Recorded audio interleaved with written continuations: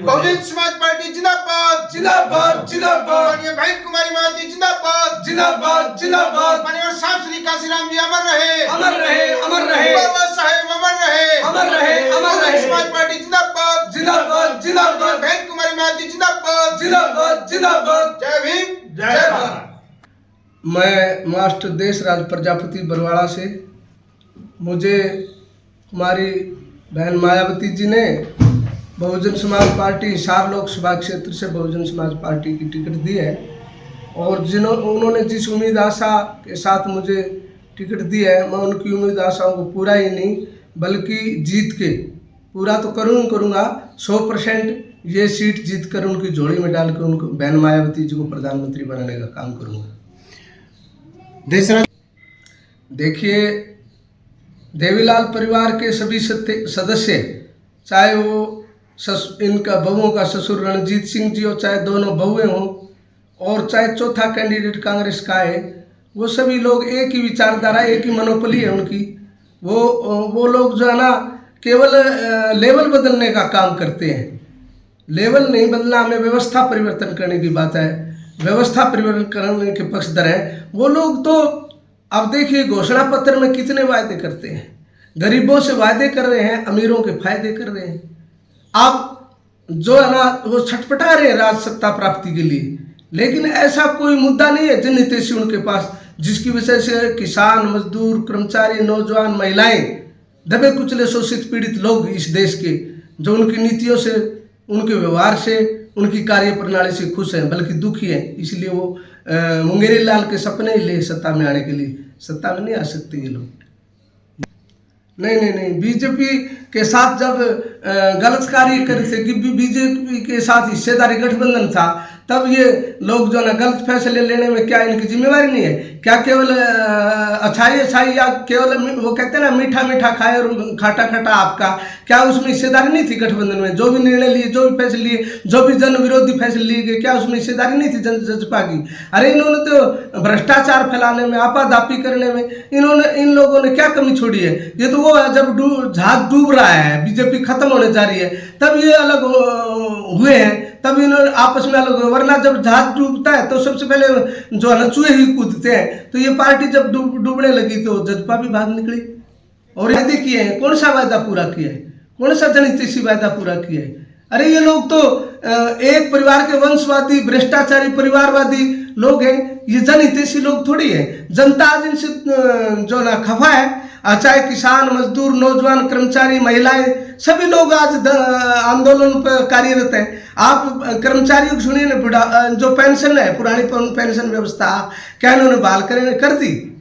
अरे पुरानी, ये तो 5-5 MLA MP आपको बता देता हूँ कि 5-5 पेंशन ले रहे हैं सर, 5-5 पेंशन ले रहे हैं ये लोग। और एक कर्मचारी 40 साल तक नौकरी करता है, उसको पेंशन नहीं दे रहे। कितना बड़ा अन्याय है जनता के साथ, गरीबों के साथ, कर्मचारियों के साथ। ये 5-5 तनख्वाहें लेते हैं, 5-5 बार। ये रिकॉर्ड है, ये संख्या है, काफ़ी संख्या में लोग ऐसे जो 5-5 तनख्वाहें लेते हैं। और कर्मचारियों को भी बुढ़ापा कैसे बसर करेंगे अपना जीवन? उनको पेंशन नहीं चाहिए कि? ये पुरानी पेंशन व्यवस्था लागू नहीं कर रहे। मजदूरों के लिए मजदूरी नहीं बढ़ा रहे। उनको किसान मनरेगा में जोड़ा नहीं जा रहा कि मनरेगा के अंदर एक मजदूर को है ना दोनों तरफ से, किसान का और मजदूर का फायदा किया जा सकता है। यदि मजदूर की कुछ सरकारी तनख्वाह दी जाए और कुछ किसान दे, तो दोनों उसको बेचारे को मजदूरी मिलेगी और किसान का काम हो जाएगा। देखिए, ये लोग किसी जनहितैषी मुद्दे पर नहीं भागते।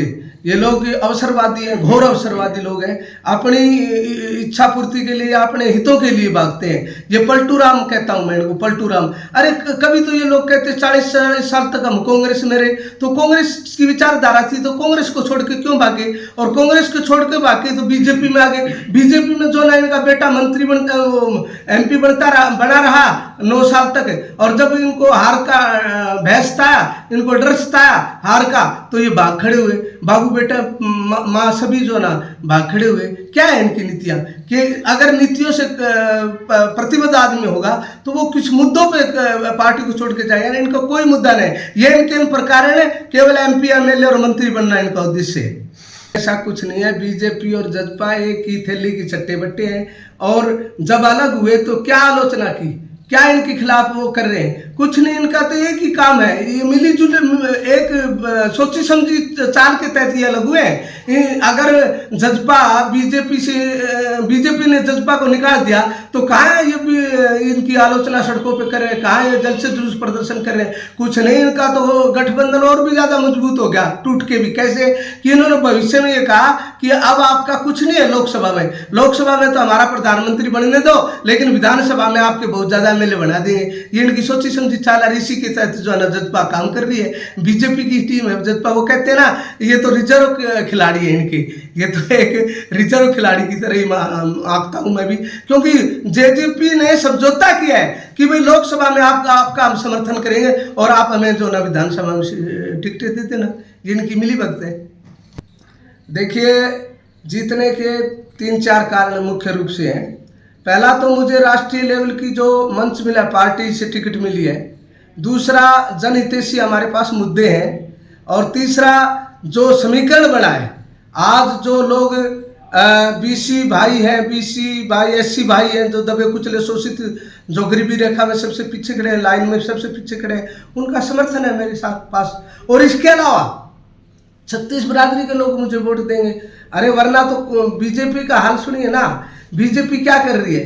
बीजेपी के ऊपर तो एक कहावत चरितार्थ होती है कि बउआ था चोर मरा और चोर बहू के भाई, यानी ससुर रणजीत सिंह, दोनों बहुएं सुनैना चौटाला और नैना चौटाला के माध्यम से कांग्रेस को मरवाना चाहते हैं। ना हम बीजेपी के रणजीत को जीतने देंगे, ना दोनों बहुओं को जीतने देंगे। और जो दोनों बहुएं कांग्रेस चोर को मारती है, ना कांग्रेस चोर को जीतने देंगे। बहन मायावती जी ने जो टिकट दिया उसको उनके आदेशों से, उनकी कार्यप्रणाली से, उनके जनता हितैषी फैसलों के दम पर हम बहन मायावती जी को ये सीट जीत कर उनकी झोली में डालेंगे और उनको प्रधानमंत्री बनाने का काम करेंगे। फिलहाल आप राउंड ले रहे हैं, आप कौन से स्थान पे अपने आप को मानते हैं?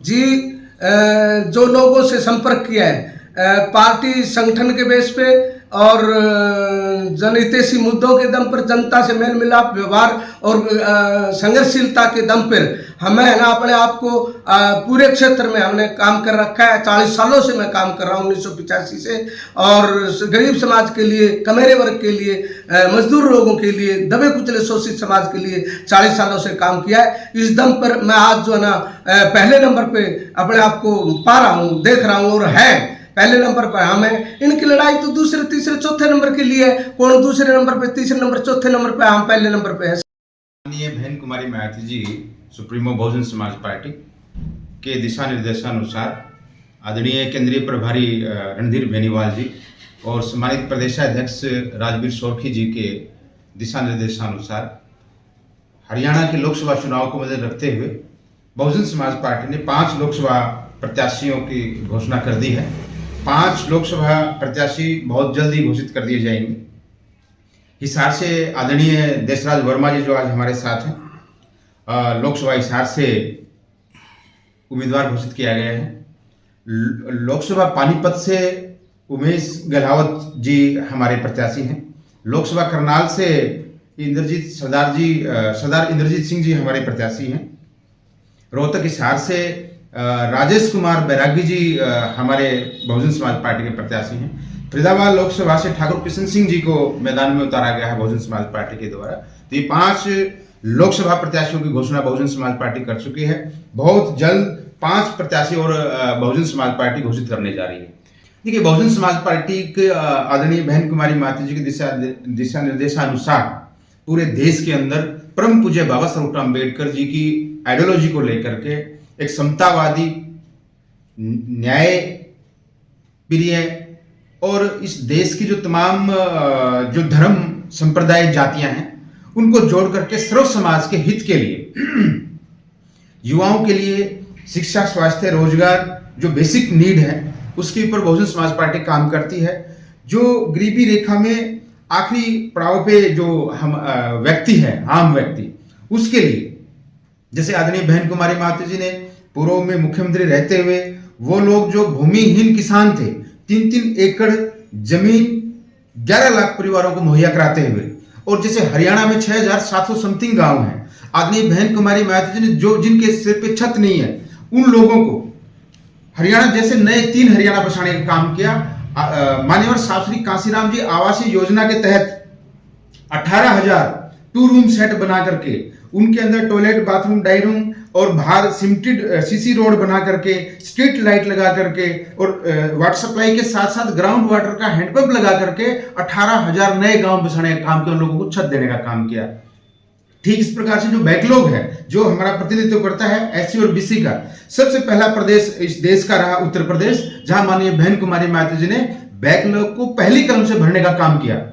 इस प्रकार से जो शोषित वंचित लोगों की आवाज को दबाने का कार्य प्रशासन के द्वारा, शासन के द्वारा, अन्य सरकारों के द्वारा किया जाता है, आदरणीय बहन कुमारी मायावती जी के नेतृत्व में उनको आगे बढ़ाया जाता है। जी, मेरा नाम गुलाब सिंह तिमान है, मैं जिला उपाध्यक्ष हूँ। बहन जी ने जो हमारे को BCA को 2 टिकट दी है, एक रोहतक से, एक हिसार से, दोनों फाइट में हैं और बहुत अच्छे वोटों से ये जीत करेंगे क्योंकि हमारे लोकसभा हिसार के अंदर 2 लाख के करीब वोट तो प्रजापति समाज के हैं और 2.5 लाख वोट हमारे SC समाज के हैं। बाकी सारा समाज, 36 समाज हमारे साथ है। हमारा गठबंधन किसी के साथ नहीं है, ना बहन जी ने किसी के साथ किया है, ना हम करेंगे। हमारी हर जगह यूपी के अंदर भी बहन जी ने ऐसे सोच समझ के कैंडिडेट खड़े किए हैं जो बहुत लीड में है। अभी तक हमारा बहुत ही बाबा साहब के उसके संविधान के हिसाब से हम सारे कार्यकर्ता काम कर रहे हैं। बाबा संविधान को बचाने के लिए हम ये लड़ाई लड़ रहे हैं, लोकतंत्र को बचाने के लिए हम ये लड़ाई लड़ रहे हैं। यहाँ भी हमारा यही मुद्दा है, भाई लोकतंत्र बचाओ, संविधान बचाओ, बहन जी को प्रधानमंत्री ले आओ। हमारा सबसे पहला मुद्दा यही है। जय भीम, जय भारत।